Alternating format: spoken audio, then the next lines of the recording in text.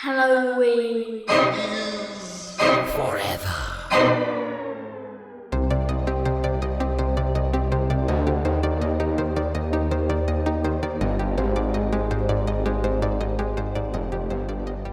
So we're going to talk a little bit about 90s horror today, Steve.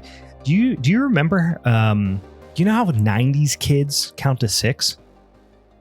No. How do 90s kids count to 6? 1, 2, 3, 4, 5, 6. Oh, God. Ew. It goes to a very special spooky season minisode of Halloween's Forever. I'm Brian. I'm Steve. You don't like an Offspring reference? Not that Offspring reference. I blew some of my best 90s jokes already. But here's my other ones were depressing that I was going to use. One of them was going to be, you're a 90s kid. When do you know you're a 90s kid? When your vaccinations were mandatory, no one got measles. But that seems a little too. It sounds depressing. The other one I had I was trying to make work was here. 90s kids won't get this. Social Security benefits. Oh God! But again, these are just like these are not my best work across the board, guys. I'm in a real joke slump here. Yeah, but that's okay. I mean, you blew your load pretty big last week, so it's What did I do? What was it last week? I don't even remember. It was a Jeffrey Epstein joke. It was a Jeffrey Epstein joke. So you went pretty big last week. I did. I deserve a week off. Anyway. Yins aren't getting a week off out there in podcast land because we have an awesome minisode rather for you this week. We are going to talk to, or we actually already did talk to, and we'll send you on over there to listen to it in a dang old second, Mr. David Weiner, director, documentarian filmmaker, maker of the In Search of Darkness, deep dive into the 80s horror documentary series. And they're now jumping into the 90s with the next incarnation of In Search of Darkness. The man was also executive editor of Famous Monsters of Filmland, which is just about the coolest shit in the world. We talk about that a little bit here on the interview. And then we just talk about some, we mostly focus on the early part of the 1990s because that's going to be the first release of the 90s version of In Search of Darkness is going to focus on that. But we talk about his, approach to how they kind of lay out this. And he gives us a little bit of information on, who's potentially going to be in there. Maybe we get a little bit of sneaky peekies and who's going to be in there. Maybe we don't. Who knows? You got to wait and listen to hear. But it was a really, really fun interview with an excellent guy, director of In Search of Darkness, David Weiner. But before we get into that, we got a couple other dang old housekeeping things we got to do at the top of the show like we always do. First of all, Steve, I see you sipping on a beer over there. What are you sipping on? I got beers.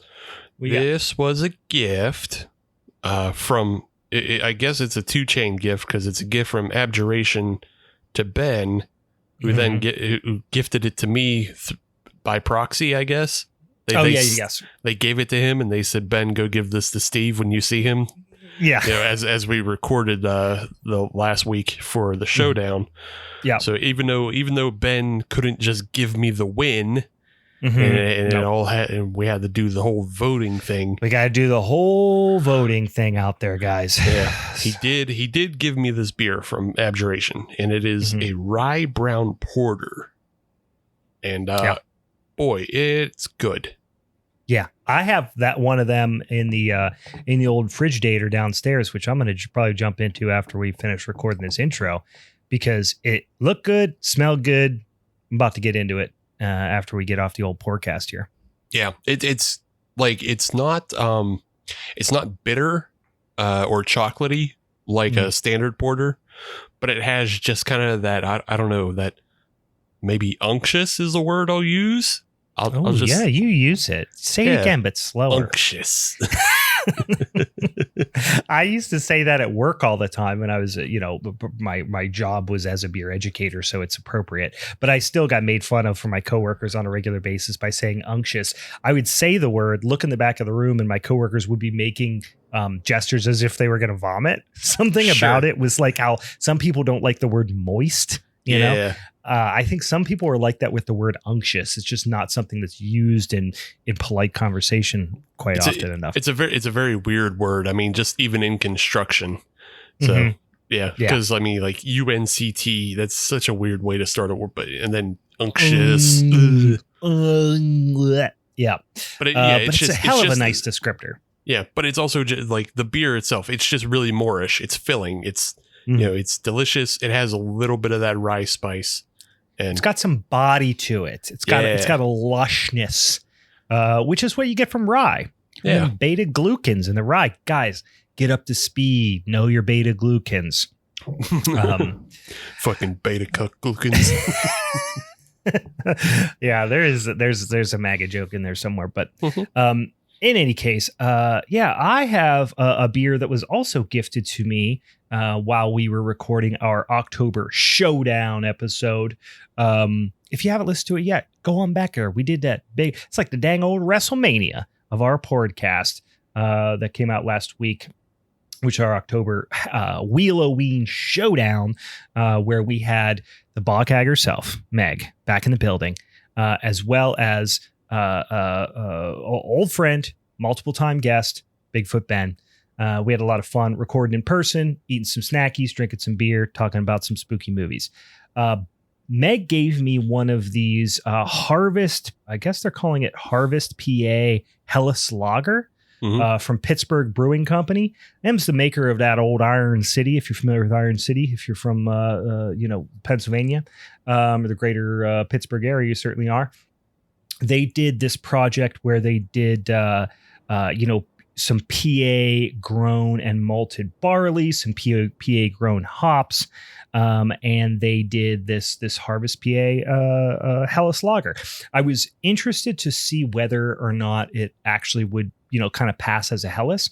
And I would say if you handed this to me and said, what style is this? I wouldn't necessarily call it a Helles because it's just got, I wouldn't say it's not aggressive by any means, but compared to your average, Munich style, German Helles Lager, it's definitely got a lot more hop character than you would expect. This, I drank it already.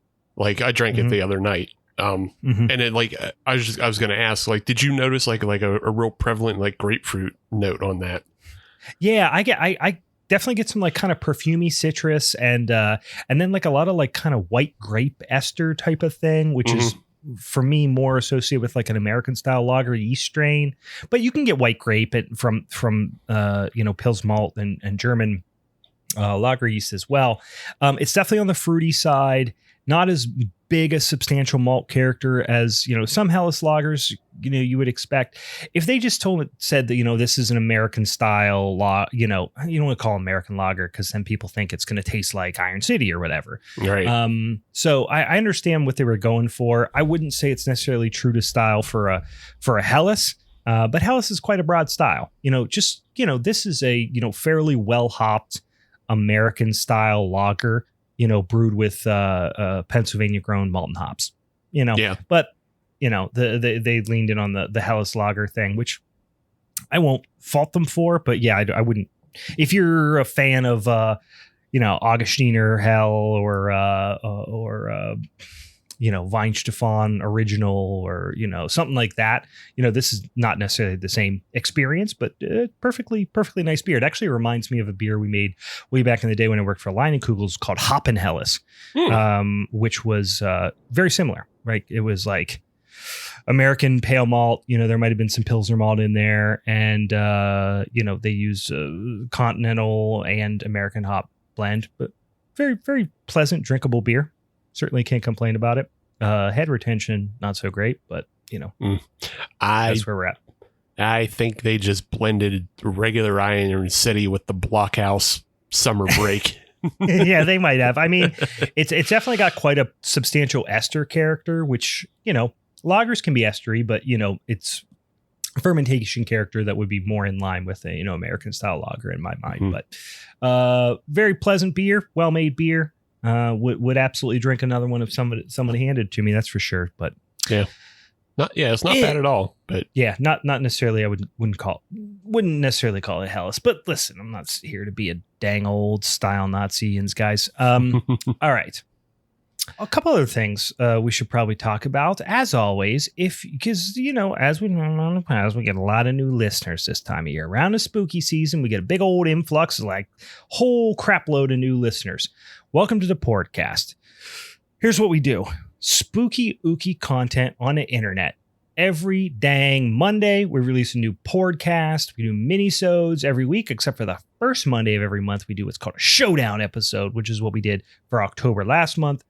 We take a whole bunch of suggestions for topics. We put them on a dang old spinny wheel on an average month. Now, we did the Wheel-a-Ween in October, but that's just an October thing. We take those topics, we put them on this big old spinny wheel, and every month we draw 3 of them. We put it on the social medias, on Instagram, and on the X. We vote. All our social media friends and listeners get to help us decide what that topic's going to be. Once we got a topic, Steve, your boy, and whoever our guest is for that month, pick a film or TV episode or whatever the hell the topic is. Usually it's movies. Associate with that topic, and then we argue about it. We have a dang old no holds barred, balls count anywhere, hardcore match, smash each other up the side of the head with some chairs, and maybe Steve, he likes to do the old pocket sand, throw sand in people's eyes, that sort of thing, Mr. Fuji style. Ultimately, somebody is gonna get pinned. Somebody's gonna take home that son of a bitch and championship strap for the month.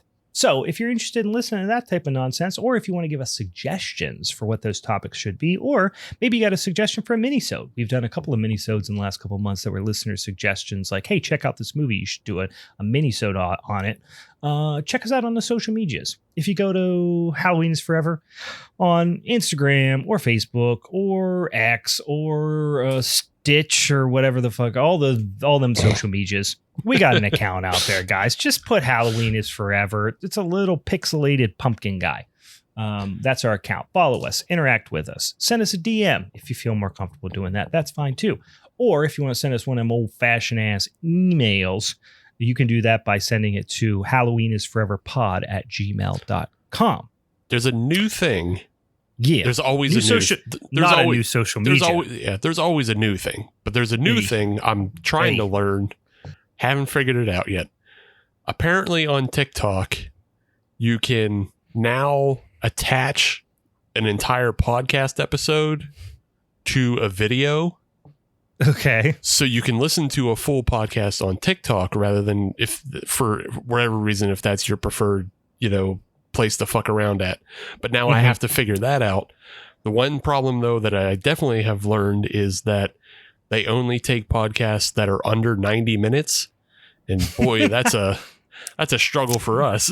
That rules us right out of the equation. We're rarely under probably 190 minutes. Yeah.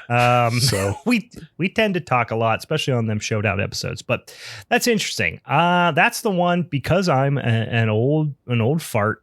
I don't spend a whole bunch of time there over on the Tiki Talkies. But yeah, here that's what the kids on the streets are up to out there, talking about the Tiki-Talkies and doing dances and wearing baggy pants and whatnot. I think the first episode, as soon as I figure this dumb thing out, I have to make a video for it. But then as soon as I make the video for it, I can attach the episode we did with Steve Rudzinski, because that one actually came in under an hour and a half. So oh, okay. There you go. You can listen to our episode with Steve Rudzinski on TikTok if that's you're so choosing. Yeah, those are the only ones that go that low, or when we actually do interview somebody, because most of the time we interview somebody, they don't want to talk for 3 hours because they're regular human people and they have lives. Right. When it's just us talking, we talk for hours and hours and hours and hours and hours. So this one actually might. Who knows? We had a nice little tight conversation with David Weiner. So maybe this will end up on the Tiki Talkies as well. Mm-hmm. Maybe not. I don't know. I'm not in charge of the internet. Anyways, guys, one other thing we should probably mention, like I said, if you're new to the podcast, if you haven't subscribed yet, we got a Patreon. It's patreon.com/Halloween is forever. We got some fun stuff over there. Steve, tell them what kind of fun stuff and potentially damaging things we have over there. Yes. So 2 tiers on the Patreon, and I don't push this as much, but like if you sign up for the Scamps tier, which is our introductory level, you get a couple 2 tree things on there. You'll get ad-free episodes when we have ads. You'll get an extra vote in the poll. You'll get bonus content. Couple important things for October. One, we're running a 31 days of horror recommendations. So just every day I'm putting up a little article about a movie or a TV show or whatever's going on. Check that out. You're looking for spooky watches? You want to have some professional spooksters tell you what spooky watches they have? Go check it out on there. Yeah, check it out. But also on that introductory tier, you can get a 7-day free trial. So you can gobble up some of those recos like a little piggy. Get a yum. You don't have to like pay a little for nothing. piggy, like one of them little French piggies snorting around trying to find the truffles. Get yourself some truffles. You're finding tasty, spooky recos. Yeah. That's what you get on the Scamps tier. On our second tier level, though, the Rascals tier. Oh, the Rascals tier. It's only $5 a month. But you get is everything the Scamps get. And then you get access to our Discord. And if you're on our Discord, that means you can participate in episodes and watch them happen live. You could have been asking David Weiner questions from the chat log. You could have been seeing it happen. You could have seen like all the extra things that we talked about before and after, but you didn't because you haven't signed up yet, you silly goose. You've been fucking up, but you know what? There's a light at the end of the tunnel. You give us $5 a month. It's just a little tiny bit of paper monies. And you get all this stuff. Plus, you get to see my life slowly unravel. That's right, because the other thing we have is an exclusive monthly podcast called Family is Forever. A truly terrible mindfuck for Brian's life. I hate as we go through the entirety of the Fast and Furious franchise. Do you hate me? Then you're going to love this podcast. Here's what we do. Here's how this worked out. I don't like how it's progressing. We're going down the wrong path here, but here's what happened.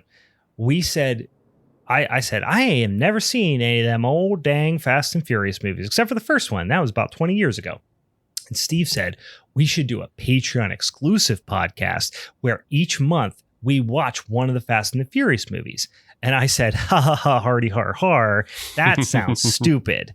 Fast forward a couple months later, he somehow talked me into it. He's kind of gaslit me into telling me it's going to be fun. It's not fun. The movies are horrible. We've done 3 of them. We're about to do the 4th. I'm probably not going to make it, with my heart still beating through the rest of them because I'm just going to lay down in front of a garbage truck because these movies are getting shittier and shittier as we go. But then like for a second, they'll act like they're not shitty and then they'll get real shitty. So like first it was just Steve kind of like gaslighting me into watching these fucking dumb movies. Now it's kind of evolving into some sort of, I think, larger conspiracy psyop type situation where I'm really starting to not know who I can trust in my life. And I'm starting to get alienated from my friends and loved ones. My life's falling apart as a result of the Fast and the Furious franchise. So if you want to hear the podcast in which we discuss these viewings, it is a lot of fun. Let me reiterate, the movies are not fun, but the podcast is fun. And you can only listen to that. You can only listen to that podcast. And then Steve does a little thing at the end where he gaslights me more by doing, we call it the oil check at the end. And we've got little segments. It's problematic on a lot of levels. But if you want to listen to that Patreon exclusive podcast, you got to sign up for that Rascal tier over at patreon.com/Halloween is forever. And then you get a bunch of other stuff as well. Yeah. All right, guys. Okay. Anything else we need to talk about? I think we got all that stuff up out the way. We talked about beers. We talked about the social medias, all that sort of stuff. It's time to spin the wheel. It's time to spin the wheel. But before we do that, I did want to say one other thing. If you like this here podcast, go into the podcast app, subscribe, do the little like, the plus sign, the follow, the subscribe, whatever the fuck, podcast catcher app, whatever you got, go in there. And if you like it and you say, these old boys are doing a good old job, go in there and write us a little review. All you got to do is go into the settings, scroll down the bottom, hit 5 stars, whatever the max amount of stars are, and then type below something. You got to type something. You can type, eat shit and die. Steve, you're a government shill. Write that. That's fine. It doesn't matter what you write, as long as you write something and give 5 stars. And then go over one of them social medias on Instagram or X and send us a DM and say, hey, I just reviewed you on the site, like the show, whatever. And then I will send you some fucking Halloween's Forever stickers in the mail so you can do crimes with them. You could vandalize public property with them. You could stick them on your baby, on your refrigerator, whatever the hell you want to do. I don't give a shit what you do with them, but I'll send you some stickers and maybe I'll send you some other spooky ooky shit. So maybe little temporary tattoos, fucking everlasting gobstoppers or something. I don't know. But if you want some stickers, shoot us a DM, give us a little review. We much appreciate that. Helps a lot for new people to find the podcast. All right, now we got to spin that dang old wheel because like we talked about, we already did our October Showdown episode. We do it the first Monday of the month. So we are about to spin the wheel for the November Showdown. Again, we're going to spin it 3 times. We're going to get 3 different topics, and these topics are going to go up on our social media, so our friends and followers and all them folks over there on the internet can tell us which one of these they want us to talk about for November Showdown. Indeed. So let's get the wheel a spinning and get that dang old wheel of spinning. Wheel-a-ween going back in the old bag until next year. We're getting back to the regular old spinny wheel. Regular old spinny wheel has delivered us a good one. It's a good early front runner because it's called revenge horror. Ooh, I like revenge horror. Yeah. Plenty of revenge horror flicks out there. New ones, old ones. Ooh, got a couple of good revenge horror that comes up in my mind. Although I will tell you, some of the ones that come immediately to my mind for revenge horror might toe the line between horror. They might be not 100% horror. You know, I think of a Miss 45 or something like that, right? Like that's more of an exploitation thriller, but like definitely horrific things. I don't know. Yeah. I mean, I guess if we're all willing to accept that The Last House on the Left is a horror film, which generally it gets classified as, even though there's nothing supernatural about it and it's really brutal to watch. Yeah. Unpleasant. If you can call that one horror, then everything else that is somewhat in the same vein as that, you can kind of go that. You'd have to figure out where to draw that line if it comes to it, because like I said, I think Miss 45. I think of as on the cusp that somebody could argue that that's horror, but I don't know that it is. But then like Death Wish movies, that's not horror. Death Wish ain't horror. Death Wish ain't horror. Yeah, Death Wish. But I'm like, horror. If I'm thinking about the difference between Death Wish and Miss 45, there's not like a ton of difference. I think part of the reason why Death Wish wouldn't be horror is because Charles Bronson is so not a victim.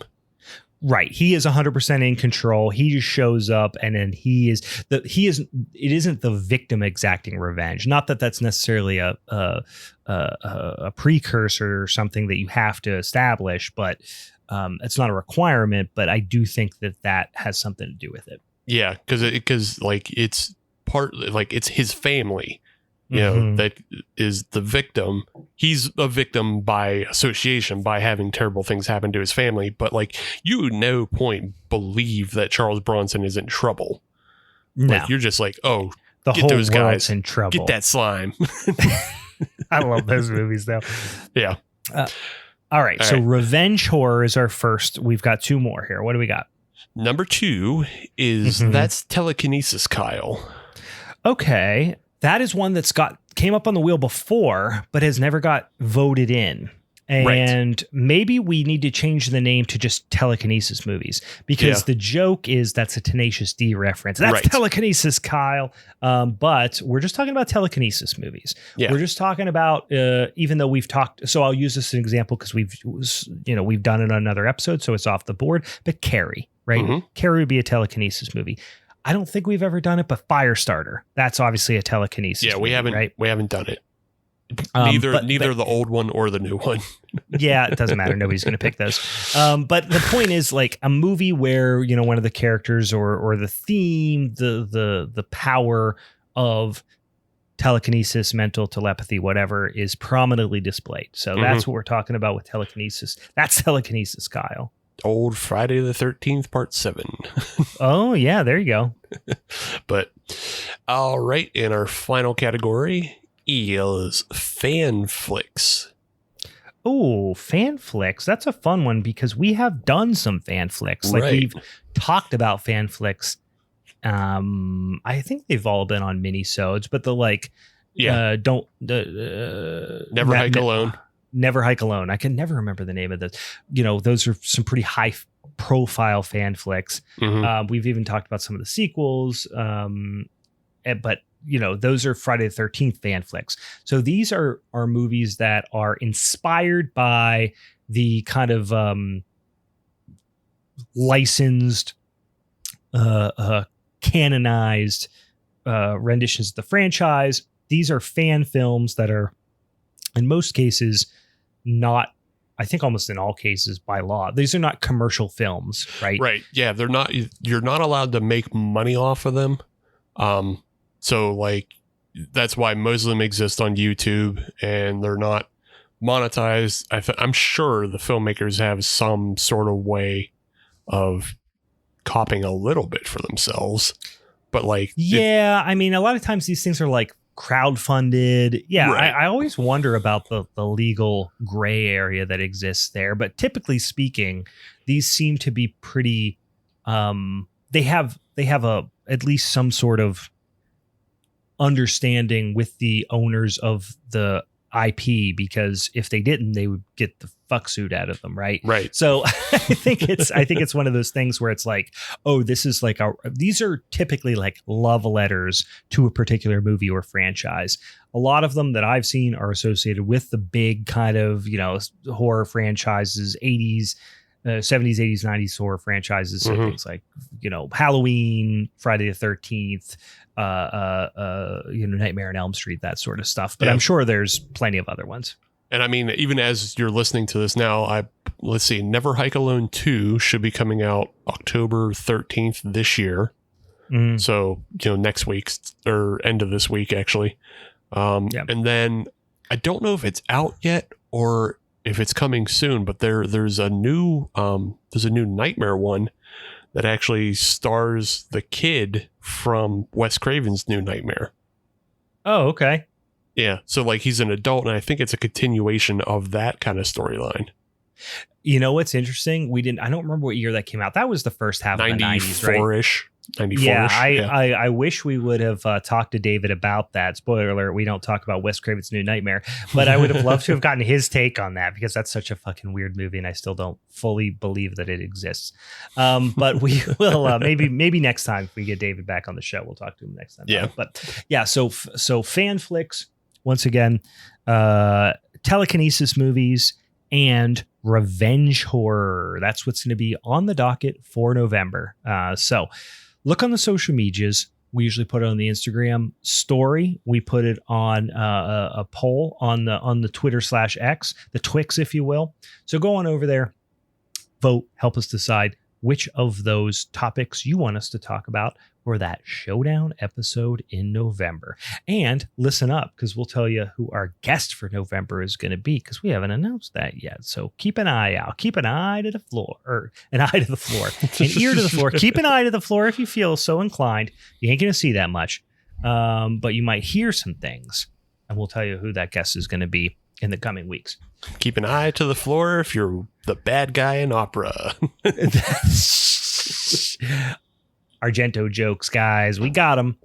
anything else we got to do before we get over to our interview? No, I don't think so. I think, it's all settled. Tune in next week to whatever the punishment film is. And, that's that.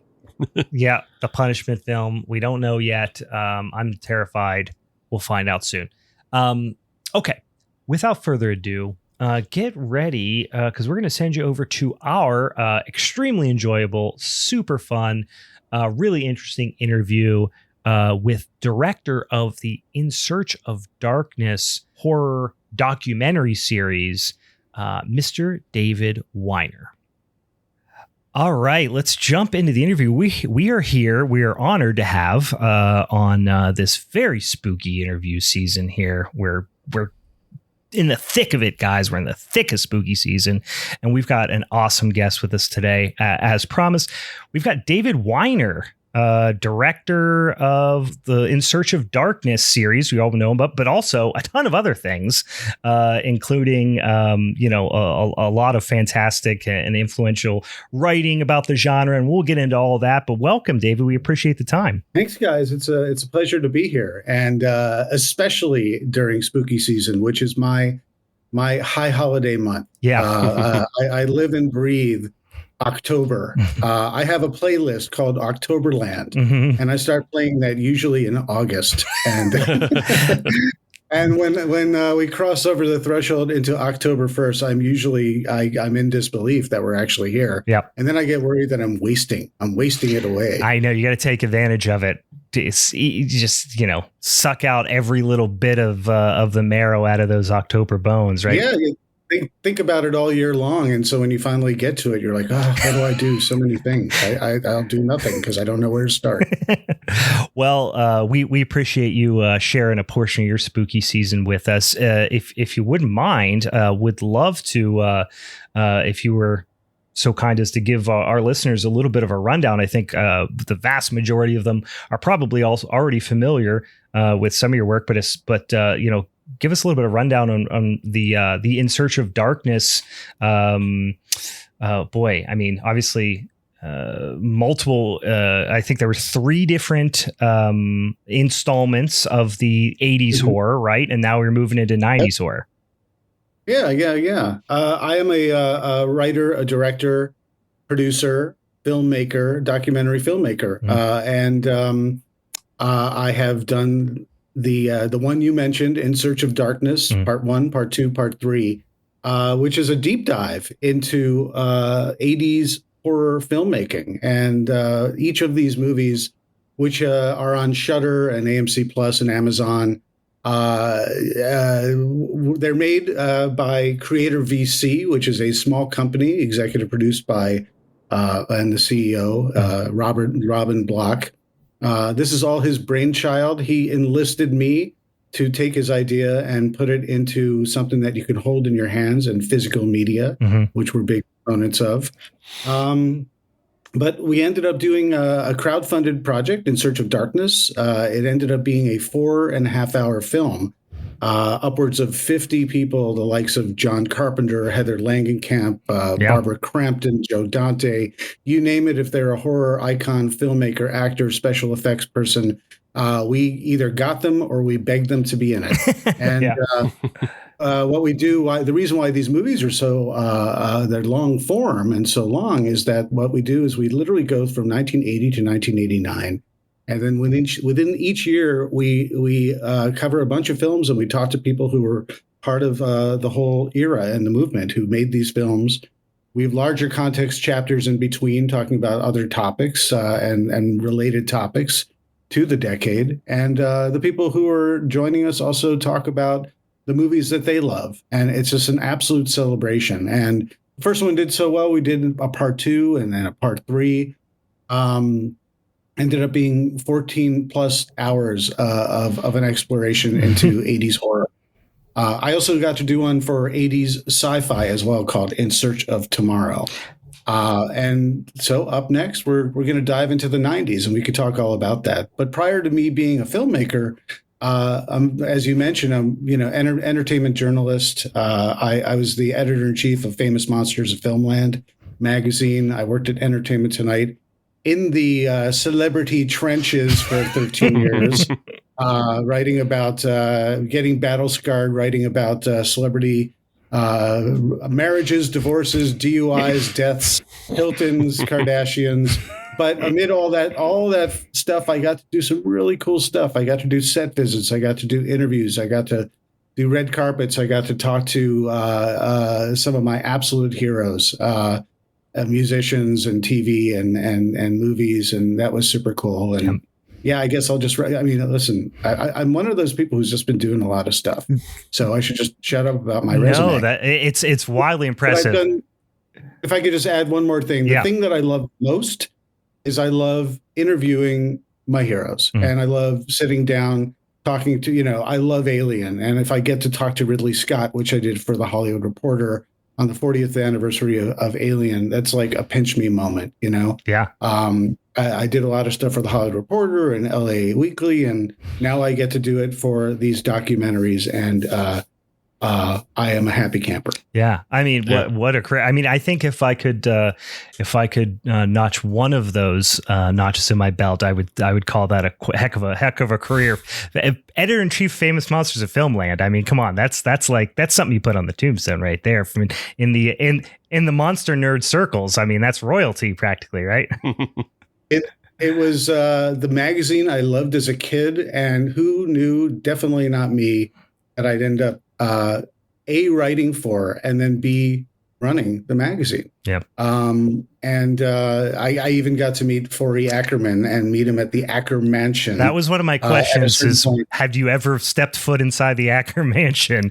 Yeah. Well, for the uninitiated, Famous Monsters, I'll give the very brief background, but that's been around since 1958. Mm-hmm. It's come and gone a couple times after Forey Ackerman, the editor-in-chief, the original editor-in-chief, created the magazine. It's back now. Actually, Corey Taylor is the co-owner of it. Right. Yeah. But the reason why I departed was they ended the magazine and then kind of brought it back and kind of let it go again. But I really enjoyed my time doing it. And prior to me ever being executive editor of the magazine, we call it the same thing as editor-in-chief, but because Forey was the honorary editor-in-chief. I was executive editor, but I think people don't know what that means, so it's easier to say editor-in-chief. But Forey always used to open his home to anyone who wanted to see his insane collection of priceless and $1.98 level stuff. And everything from paintings that were on the cover of Famous Monsters to the flying saucers from Plan 9 from outer space. I mean, he had everything, and everyone loved him and gave him stuff. And he just put it all over his house, and he'd open it up every weekend for people to just check out and go. And when I first moved out to California after I graduated from film school, I read around Halloween this time in the Hollywood Reporter that Forey Ackerman was still doing that. And it sort of like unlocked this like childhood whole thing where I was like, oh my God, A, he's still around. B, I could just go to his house now if I want to. And I beelined it to his house in Horrorwood, California, and got the tour and met him. And it was just super cool. And cut to many years later. Yeah. Another story I could tell you, but I ended up being editor for Famous Monsters just by happenstance, by talking to the previous editor who invited me to write for the magazine and then invited me to come on when I left Entertainment Tonight. And then when he was on his way out, he said, he handed me the keys to the car. Yeah, that's the short version. Well, that's incredible. I mean, talk about a dream come true for a monster kid, right? Yeah. Well, one of the things you had mentioned, and getting back to where we're going or where you're going with In Search of Darkness, obviously spent a ton of time focusing on 80s horror, and I think that. If I go on a limb and say one of the reasons as a hardcore horror nerd, and I think probably a lot of people share in this sentiment, that we loved In Search of Darkness so much is it was so exhaustive. You know what I mean? There are so many horror documentaries out there, so many horror YouTube channels that try to do, what you're doing. Obviously, with much less level of experience and expertise, but whenever they do it, you kind of can figure out in the first 5 minutes that this is just going to be the same movies we're going to talk about that we always talk about, right? These are the same, the same guests you can that will show up, are going to show up for this one as they did in the last one. The thing that was so impressive and so immersive about In Search of Darkness is not only the incredible cast of guests that you got on there. I mean, really, like you said, a who's who of 80s, 70s, 80s, 90s horror, is spanning multiple decades. But the fact that you didn't just hit on the movies that you expected to hit on. You peeled back a few layers of the onion and got to some of the maybe less watched horror movies that, of course, you're going to talk about the big ones of the, if you're talking about the 90s, you're going to talk about Scream, you're going to talk about the Blair Witch Project. You can't not talk about them. Right. But I'm really super excited to see that second, that third, that fourth layer of the onion peeled back. Right. And that was something I loved about the 80s rendition. Well, I appreciate that you recognize that. That was one of those things where by being able to do a part 2 and then especially a part 3, we got to peel away that onion. And it was a progressive thing, which we kind of caught flack for on part 1. Part 1, we were happy to just be able to get that made and to have it so well received. But I made a very difficult choice with that film because it's such a huge decade and hundreds of movies that came out, whether it was on the big screen or straight to video. It's impossible. There's no way that you can get it all. Yeah. And as a completist myself, I was disappointed that, I was like, how can I manage to get more things in there if we're not going to actually cover the movie? And that's where if they make a reference, I'll show a video. We have this wall of posters where each year, even if we don't touch on that poster and talk about that movie, it's there. It's showing you, yes, we know it's out there. You could discover it on your own. Sorry, we didn't get to it. Well, you got to give, listen, we'll get to it next time. As at least I like to pretend I am a self-aware enough horror nerd to realize that us horror nerds we can be a little petty, right? We can be a little, let's say, pedantic would be a kind way of putting it, right? So if you nod to that person's favorite movie, even if you didn't deep dive on it, it goes a long way. It's just giving it the nod, it's giving it the recognition, right? Well, this is what I ultimately learned, and I kind of knew this ahead of time, but it was validated when we had our first screening of the film at Beyond Fest, in front of a live audience. And when we would go on this giant wall of posters, I could hear verbally, it would go right past one particular one and then go to another. And I'd hear, while some people would be like, yay, I'd hear, oh, I'd hear that frustrated exhale, that I didn't pick that person's favorite. And listen, I get it. I'm the guy who gets to make the final decisions, and there's still a large amount of movies that I didn't get to that I would have wanted in these films. Yeah. But at a certain point, it's just impossible to be able to do. And the real quick breakdown of these movies for those also not in the know is that the first one has a lot of eclectic choices, but it really does cover the heavy hitters. And I did so many, Friday the 13th sequels and so on, because I could already hear people saying, well, how could you not do that? How could you not, you could do this, but you're not going to do that. Yeah. Nightmare on Elm Street, we went from 1 to 3 and we covered a number of them, but people were like, where's 2, And also, I made a very difficult choice, at least for the first one, not knowing if I'd ever get to do this ever again, that we would just stick to North American films, knowing full well that there's so many amazing international entries, especially Italian and Asian horror and south of the border, some great Spanish and Mexican horror, European stuff. I just hoped maybe one day I'd be able to get to it. And so with the peeling of the onion, like you said, people who showed their patience were rewarded, hopefully, when I really finally got to get to this stuff, not only in part 2, but in part 3, where so many people said I scraped the bottom of the barrel, both in a positive and a negative way. Yeah, I was going to say the bottom of the barrel. That's where all the interesting stuff is, right? Come on.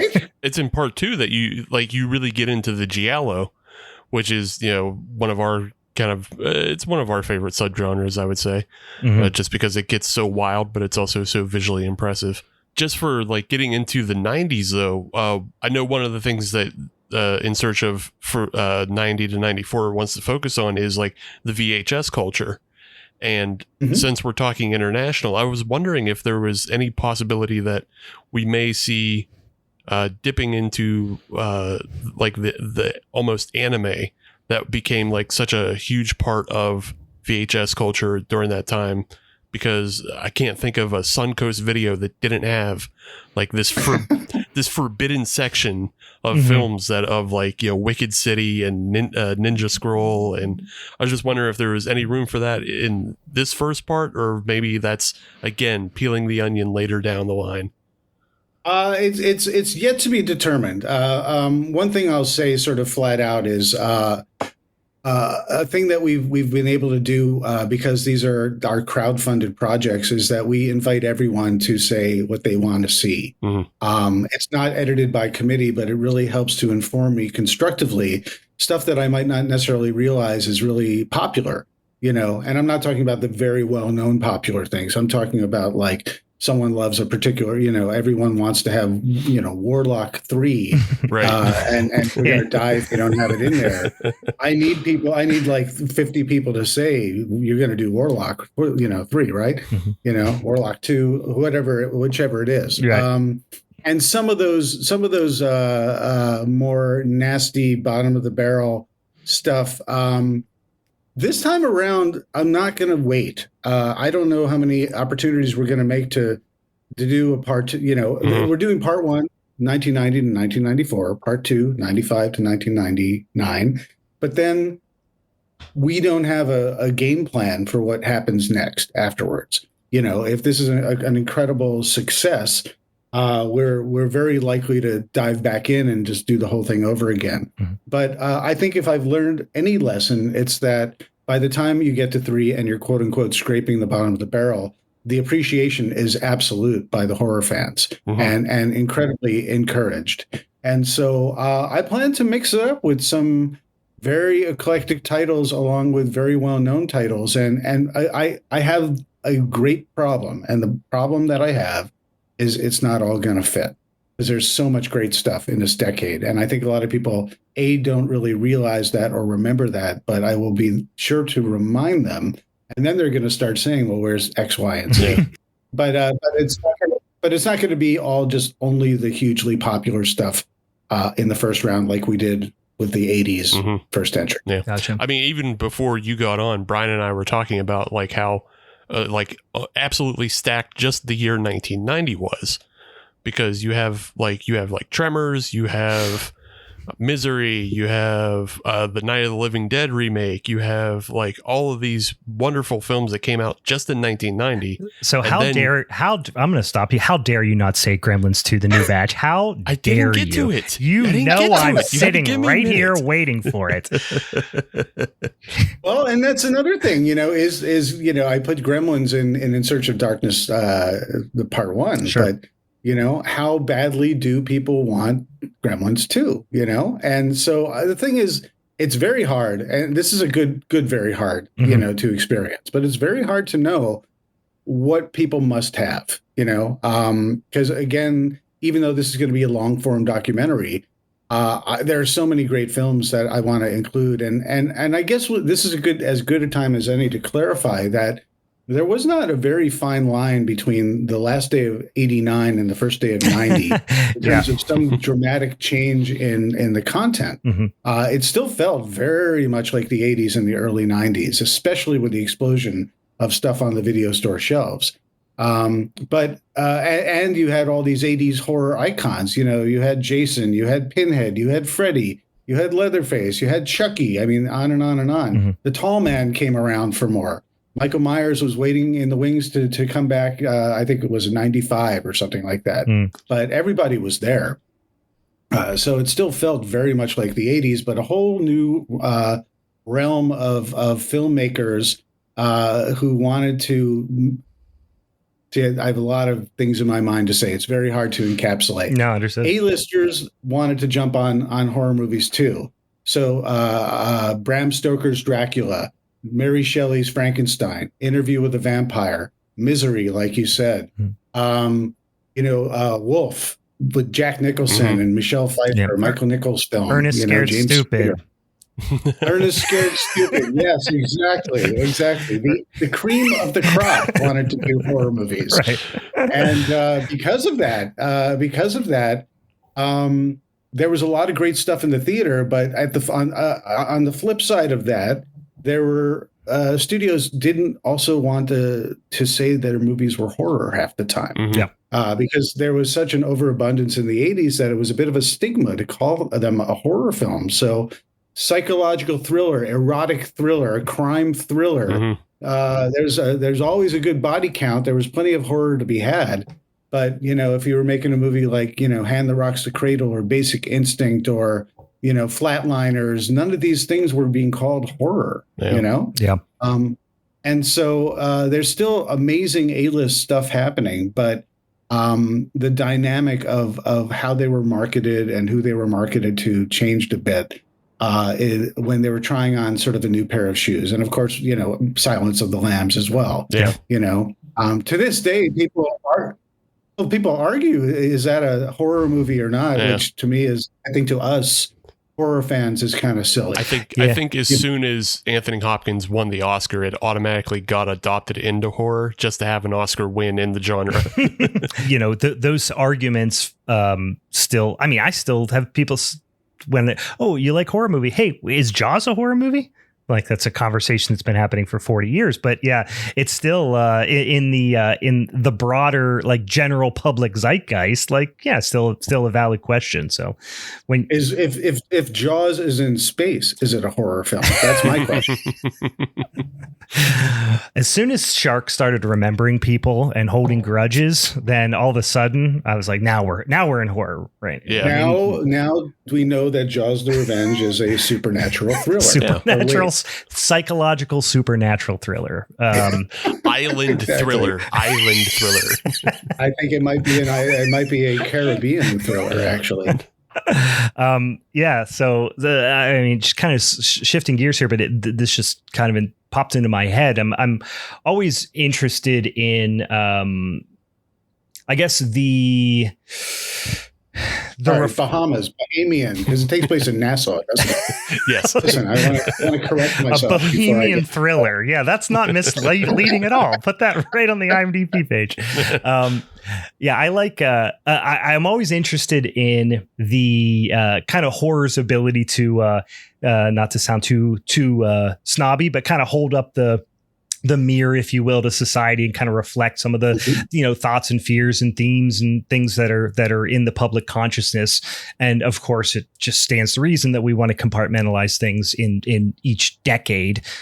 So like you said, though, 1990, pretty darn close to 1989, right? So as you see that 10-year window, and obviously you're looking at it on a much more grandiose, like broader scale than the average viewer, as you're piecing together this 14 hours potentially of content, right? Mm-hmm. What are some of the things that, having done the 80s and then moving into the 90s, because in the hardcore horror nerd community, just a few years ago, people weren't really talking about the 90s in the same way they are now, right? It's really hitting that, cultural, not to be too, pragmatic about it, but that kind of the customer life or the marketing, life cycle of the 90s is now getting to a place where it's peaking, right? People who are my age that grew up in the 90s are really starting to feel nostalgia for the 90s, where a few years ago, more people were really focusing on the 80s.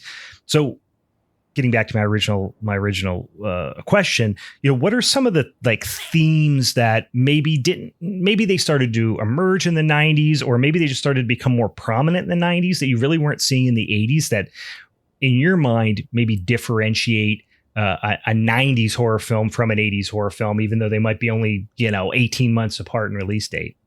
Mm-hmm, mm-hmm. I would say a very prominent theme is, well, it's it's more of a subgenre, but the serial killer subgenre.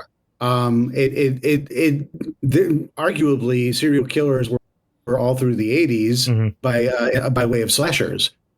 But the reality in real life, Jeffrey Dahmer, he was not the first serial killer, but combining everyone from Ed Gein to John Wayne Gacy to Ted Bundy, somehow Jeffrey Dahmer really, really, really upset the apple cart in terms of disturbing everyone with his behavior. And that dovetailed right around the same time as Silence of the Lambs, like right before, the year before. And so when Silence of the Lambs basically validated serial killers as something very interesting, but something that you could dramatize, they were off to the races throughout the entire 90s. I mean, even to the point where, talking about A-listers wanting to jump on these movies, you've got like California with a K, with Brad Pitt as a serial killer and Juliette Lewis on a road trip with David Duchovny and Michelle Forbes. But that's a very sort of very gritty kind of movie but the plot of that film, if you remember, is David Duchovny is doing a piece on, they're doing photos and doing a piece on serial killers, and they're going to various locations on their road trip where, serial killer, murders had happened and so on and so forth.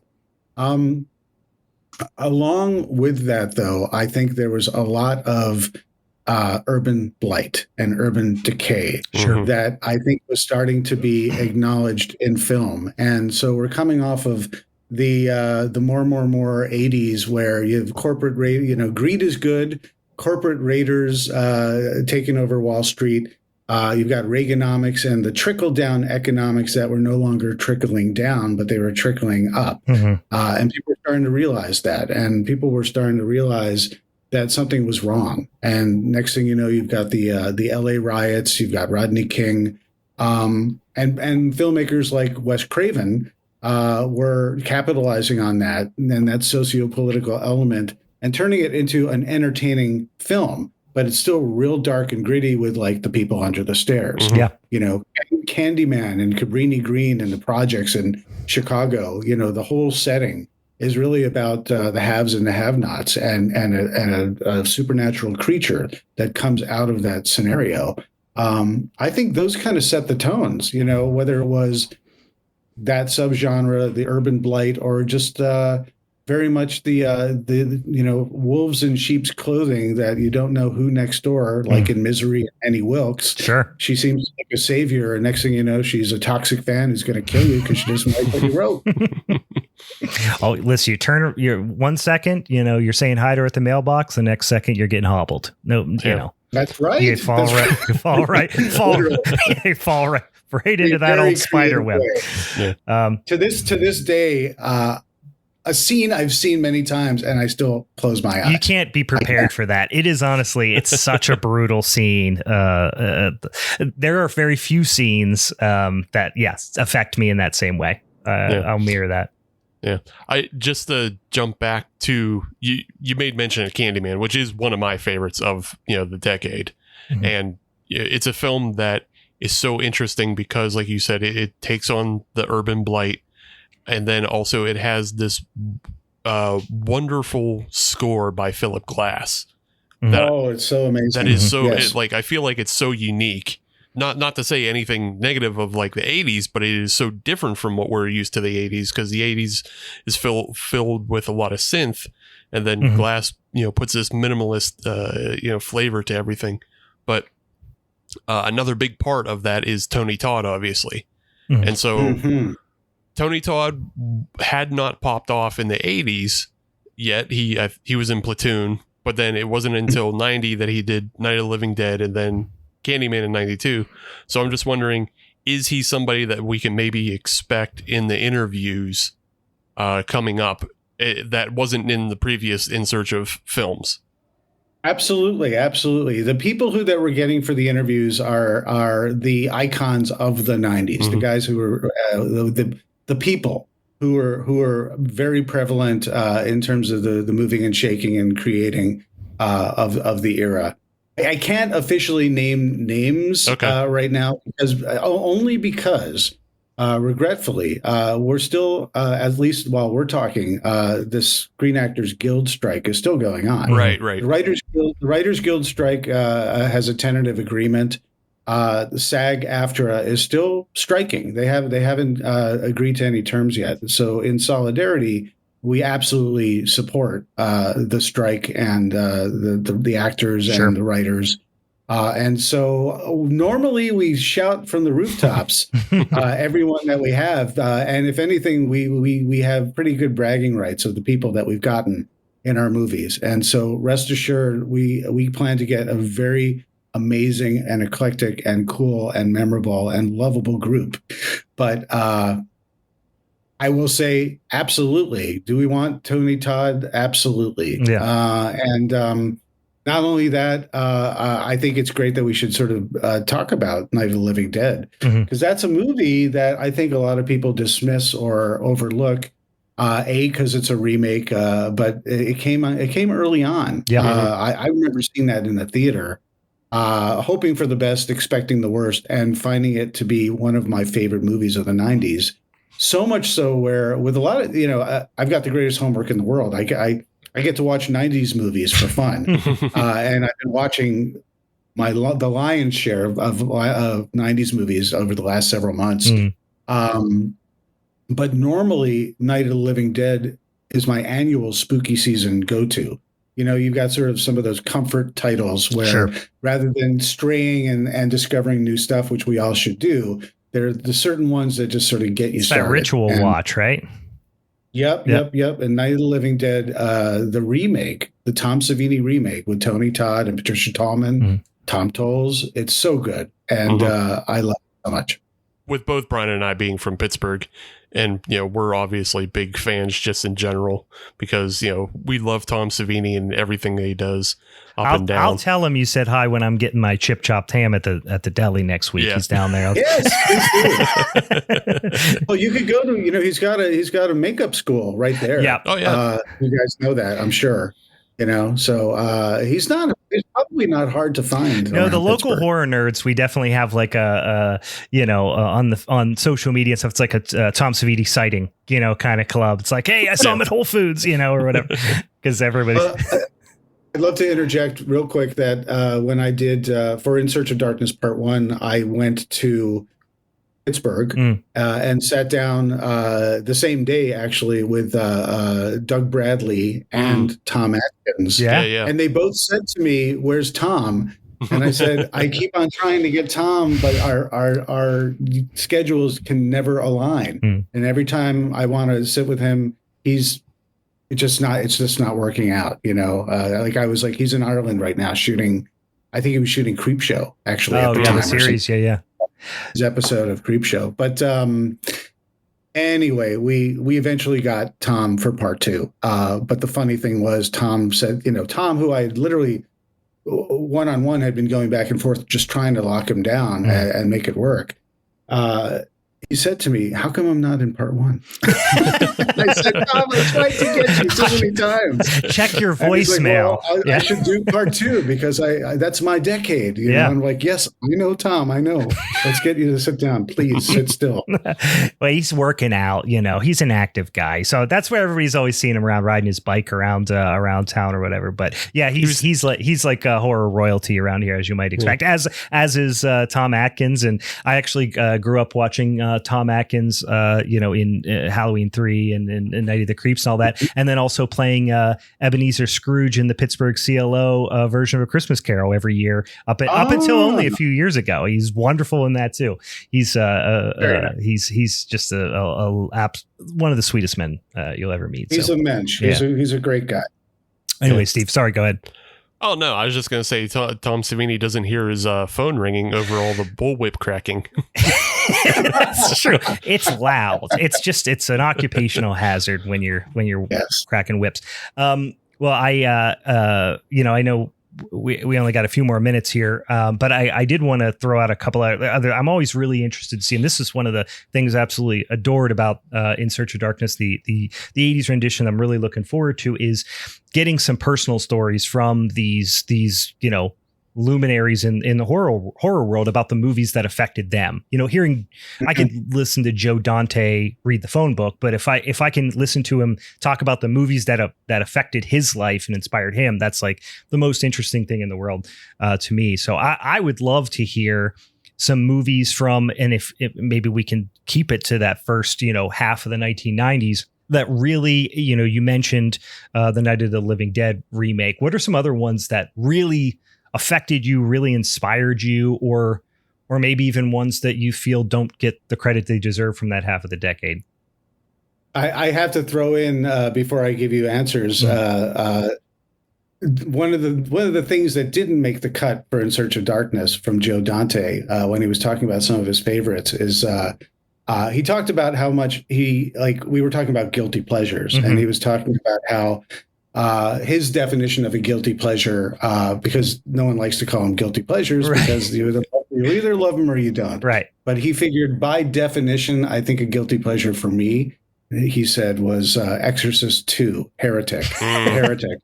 And he's just like, you know, he was even talking about how he was talking to the late, great William Friedkin, you know, it was just like, it's a terrible film. And he's like, well, of course, William Friedkin's going to hate it. He's got skin in the game.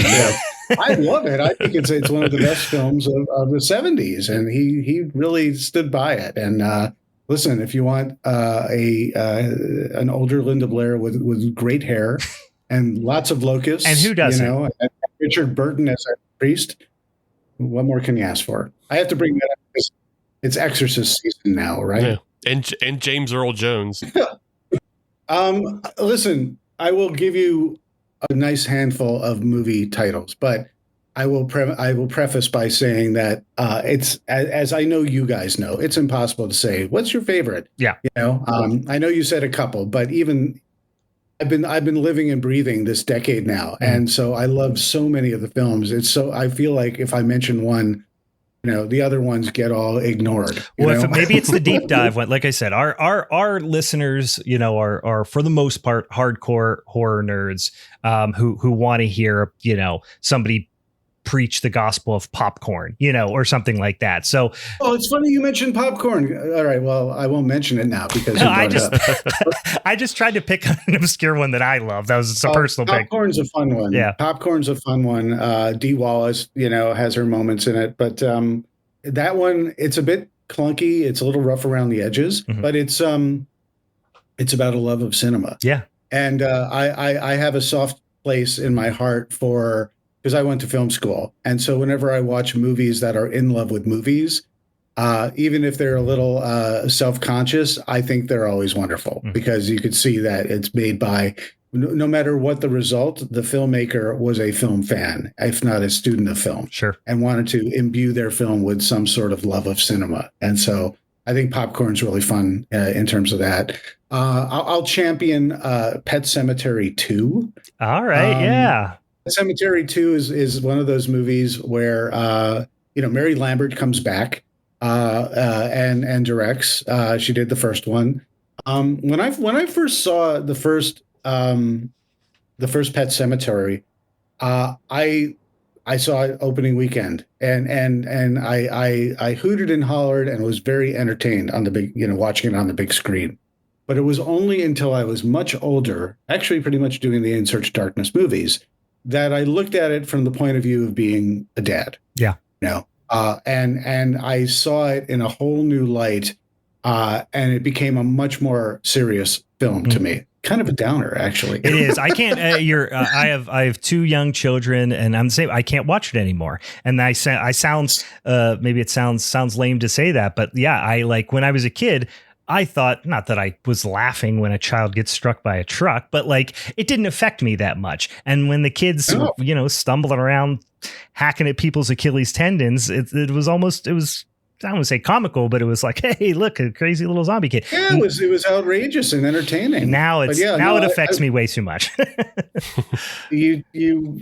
There's something, you know, a quick tangent is that when kids are watching horror, whether when they're experiencing horror, even like Grimm's fairy tales. Sure. You know, I've read some Grimm's fairy tales to my son, there's beheadings, there's people skinned alive, there's straight into the oven. I mean, everything. It's really dark stuff, and it reminded me how much he loves it, and it reminded me how much I loved it, because you don't think about the real world consequences of any of this stuff. But as parents, and parents are like, they poo-poo it all because they're like, this is violent, this is awful, this is teaching terrible things. This is a part of humanity that we don't want to be exposing children to. But the reality is kids don't see it that way. It's fun and exciting and outrageous for a kid and a kid's sensibility. So that brings me back to Pet Sematary 2, where that to me was just a lark. You've got the great Clancy Brown, sure, who dies and then will just not die, and Edward Furlong, Anthony Edwards, from of ER fame. I can never see him and not think ER, but he's wonderful. Yeah. Well, and pre-ER in that he still had a lot more hair, I think. I think you're right. Sure. Yeah. Somehow overnight he lost a lot of it, but Pet Sematary 2 is just very fun. It's like the ideal horror movie of the time, where I don't think anyone talks about it now, but it's a very just entertaining watch. No, that's great. That's one I need to give I've seen it, but it has been years, and haven't it given it a thought in far too long. So that's a great one. The early 90s were the beginnings of the stirrings from great filmmakers like Guillermo del Toro with Cronos. Of course. Dead Alive after Meet the Feebles, but Dead Alive, from Peter Jackson. These were movies that really captivated me, especially Dead Alive, early on, where I put Dead Alive as a double feature with like Evil Dead 2. That's a fun night. Oh, yeah. Wear your raincoat, I was going to say, pick your snacks carefully, go with Cheez-Its. Don't go with, Jello pudding pops or something. Who knows? Yeah. And of course, bad. Oh my God, I'm having a moment. The other Peter Jackson, is it not Bad Brains? Bad Taste. Bad Taste. Yeah. I've got brains on my brain. But, so it was very cool because, Peter Jackson was very much in sort of the Sam Raimi school of filmmaking before he evolved. And of course, you've got Sam Raimi in the early 90s.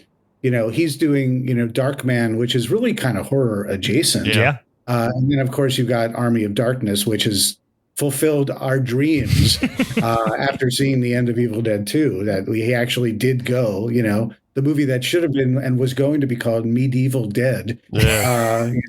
There's stop there, because like I said, if you go back into this period of time where I think it's kind of a bit of a lost decade because a lot of people dismiss it, whether they feel like, in a glance, they're like, well, nothing happened until Scream came along, between Silence of the Lambs and Scream, I don't know what happened, or they dismiss it because it was starting to experiment with CGI, and baby steps of CGI is pretty bad. And so it's memorably bad to the point where it's so distractingly bad you don't enjoy the movie. You got to brace yourself for a Relic, and you're like, hey, this is awesome. Wait a second. You got to. Relic still has some good puppets. It does. It has a mix. It's a great mix. Yeah. It's also the zenith of practical effects. There's amazing effects going on, but it's oil and water mixed with the CGI. Yeah. But I would argue that looking back at early CGI 30 years from now, first of all, everyone was obsessed with morphing. It wasn't just CGI. It was after T2 and The Abyss, everyone had to morph. That's great. So you got Sleepwalkers, and even the Stan Mick Garris was morph crazy, with a lot of his stuff. But you look back at that stuff now, and it's fun and it's quaint, and I think you could put enough distance between your appreciation of what was going on around it and the effect itself to recognize that filmmakers were trying to capitalize on a new technology and advance their storytelling. And I very much liken it to, if you look back at Ray Harryhausen style stop motion. Sure. You watch that, obviously it's clunky. Clearly, it's claymation, it's stop motion creatures and characters. But the thing is, you don't say, well, forget it, it's terrible. Right. You appreciate that it's in the context of suspension of disbelief with whatever you're watching, whether it's the Seventh Voyage of Sinbad or It Came from Beneath the Sea. Yeah. It's part of the era, and it's just part of the story of a decade or a period of filmmaking. And it's incredible how, and I was just watching The Gate 2 recently, and that movie is one that reminds me, even in, I don't know what movie that was, probably 92, 93, somewhere in there, that the effects in that movie, the stop motion, hold up better than the CGI 2, 3, 4, 5 years later. But yeah, it truly is a technological kind of crossover era here. And that combined with, some of the big swings you see in the early 90s, made for some memorable stuff. So no, those are fantastic. Chronos, great suggest people. I don't think enough people have seen that movie. I don't know if maybe it's not super widely available. I'm not sure, but I haven't seen it in a heck of a long time. But no, that's wonderful. Steve, did you have anything else? I know we're bumping right up against our time here, but no, I mean, I just enjoy how everybody just beat around the bush without saying Lawnmower Man. But Lawnmower Man. We didn't say the word. That fits smack dab in the CGI category. Mm-hmm. Whatever happened with Lawnmower Man, that's what people remember. Right. Is if anything, they were gung ho with all the virtual reality and seeing monkey vision, monkey POV. Yeah. Or actually, it's not a monkey because he didn't have a tail. Ape vision. Chimp vision. Stephen King's name's on it, but that's about it. Where it's so far removed from the short. Some lawn mowing that does happen. Yeah. No, it's incredible. If anyone's a Night Shift fan and they've read the short story Lawnmower Man, they'll wonder what movie this is. But listen, we're Pierce Brosnan and hot off Nomads going into Lawnmower Man. Really peak Brosnan. He's a great guy. Yeah, I mean Jeff Fahey gives a good performance. Like it's good performances. It's just it's absolutely dated for the time and is what we were talking about. So well, and that's why we can appreciate it, have a good laugh, maybe at its expense. But I think that it's got a lot to offer. It's fun. Yeah. Plus Jeff Fahey. His 90s were his time. Mm-hmm. And Body Parts. I don't know if you guys have ever seen Body Parts. I love Body Parts. I was thinking Body Bags when you first said it, but yeah, Body Parts. There's John Carpenter hosting John Carpenter's Body Bags, an anthology. That's a wonderful that one. Qualifies as well. But Body Parts, Eric Red's Body Parts, that's a good one as well. Yeah. So many great titles. It's just a wealth of content, and I can't wait to just dive into this. And I hope you're happy with the choices that we end up with, because I guarantee you're going to be like, oh, they didn't do that one, but they're going to be like, wow, they did Frankenhooker. I can't say I'm going to do it or not. How could you not? How could you not? Frank Henenlotter, you could probably do 12-hour documentary just on him. But yeah, no, I and Basket Case 2 and 3 as well. Absolutely. That came out in the early 90s. I mean, it was just out of control in the best way possible. Yeah. I have absolutely no doubt that you're going to have an unbelievable set of films to talk about and some awesome guests to talk about them, and we're really looking forward to it. If you don't mind, I know you mentioned a little bit at the top of the show. If you don't mind, reminding listeners where to find the 80s documentaries, and then where they might find some information on the upcoming ones, and even some other opportunities to support In Search of Darkness, and frankly anything else you're working on.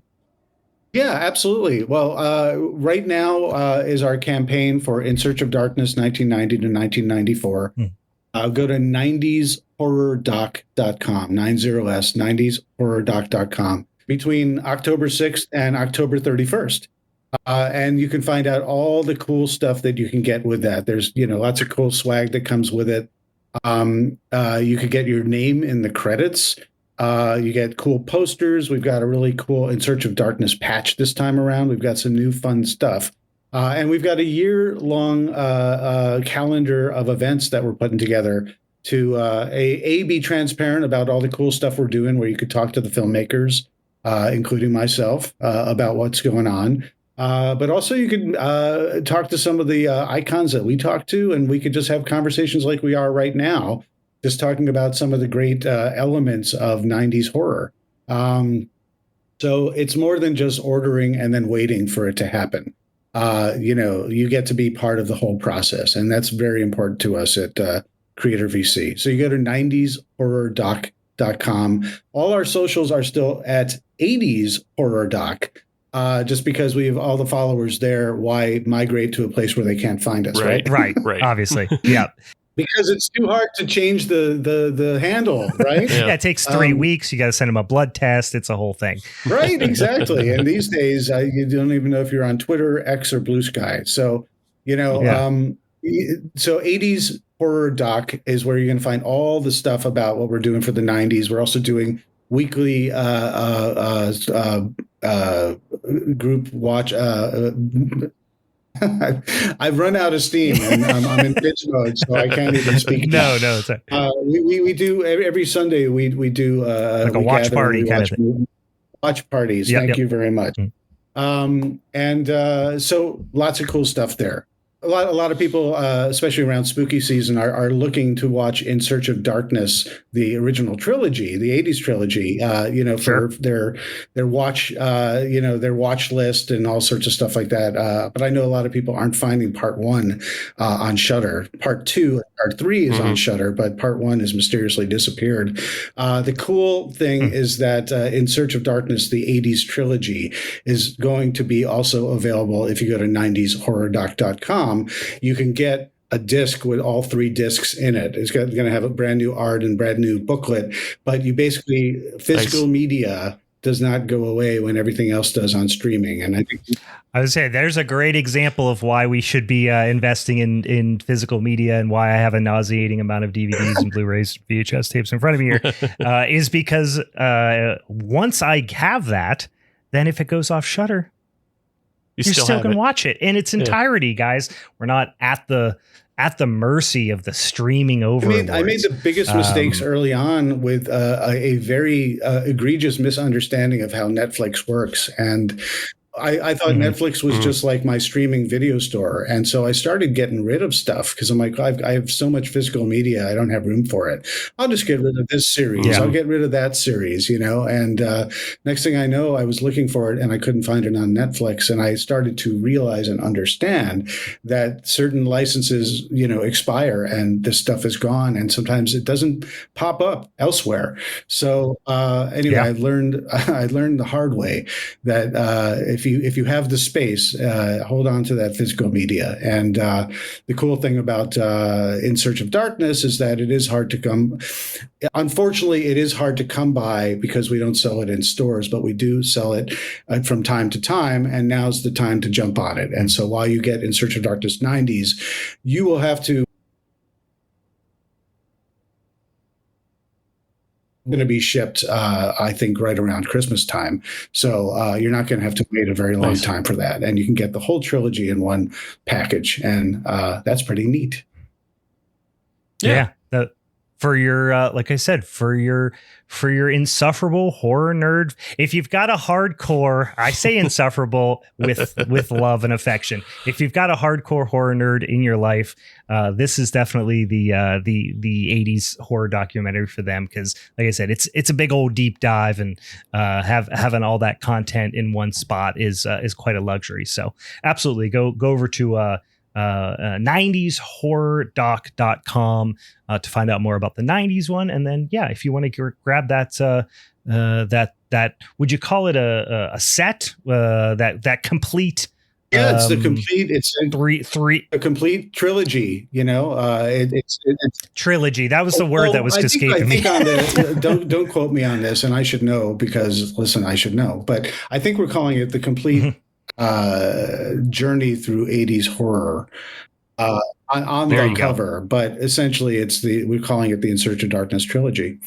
but it's all 3 films, and it's all in one place. And it's neat to have, and it's not going to take up a lot of room because it's on one of those thin Blu-rays that has the little leaflets, leaves that'll carry all 3 discs.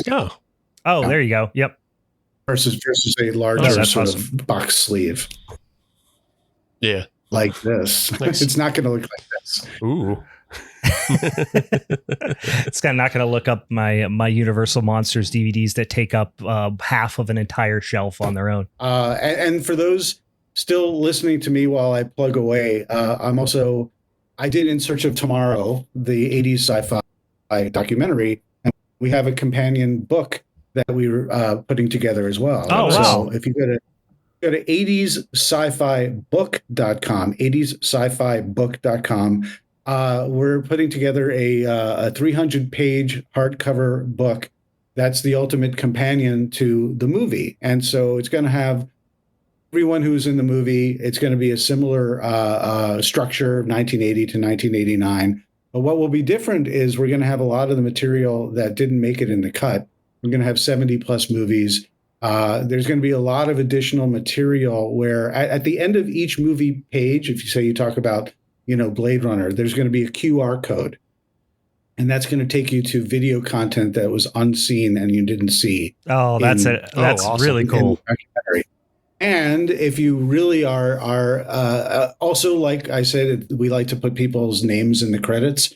If you order between now and December 25th, Christmas Day, for yourself or for a gift for someone you love, you get your name in the credits in print, which is super cool at the back of the book. But there's also other options that if you want to write some happy memories of why the 80s sci-fi movies of your youth were so great, or if you want to create a testimonial, a dedication to someone that you love or someone who's passed, you could do that. And on top of that, while there's limited space, you could pick any of the films that we're doing in the book and write something about why that movie was important. So if Megaforce was your movie, you could explain why, and it'll be in the Megaforce section with your name right under it. That's cool. And I think it's a pretty cool interactive experience, and you get to personalize it. And you go to 80sscifibook.com and you get to do it and check out all the cool stuff that we're doing with that. Awesome. That sounds like a pretty awesome gift for the insufferable nerd in your life. And I would be very, very happy to get. What are you calling I me? would be very happy to receive that because I am the insufferable nerd in many people's lives. That sounds absolutely awesome. Once again, David, thank you so much for your time. This was so much fun. We're really, really looking forward to the 1990 to 1994 incarnation of In Search of Darkness. And once again, we really appreciate it. It was super fun talking to you. Yeah, thanks for coming Absolute on. Pleasure. Thank you very much, guys. You guys know what you're talking about, and nerd sees NERM. Game recognizes game. Nerd recognizes nerd. So that feels very good. Coming from you. I'm the only non-film school guy on here, so I need some sort of ego boost. So I appreciate you picking me up. Yeah. Well, listen, I'll say real quick before we depart is that you don't have to have gone to film school to be knowledgeable about film. Film knowledge comes from passion, for genres and for the craft.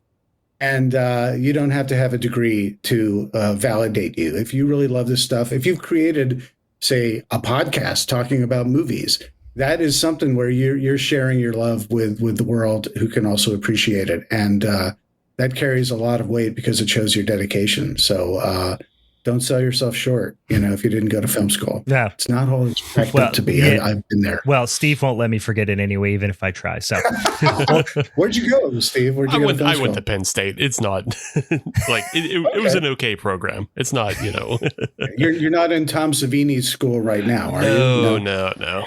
Unfortunately. Okay. So because you know all about those whip cracks. So I figure Oh yeah. I mean, he used to just he'll demo the whip anywhere. He used to demo it at all I saw him kinds of down. steel I saw him coins. down Giant Eco. I was getting some oranges. Yeah. I heard, "Whatcha!" He whacked it right out of my hand.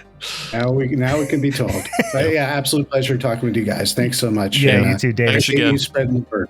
Of course. Thanks.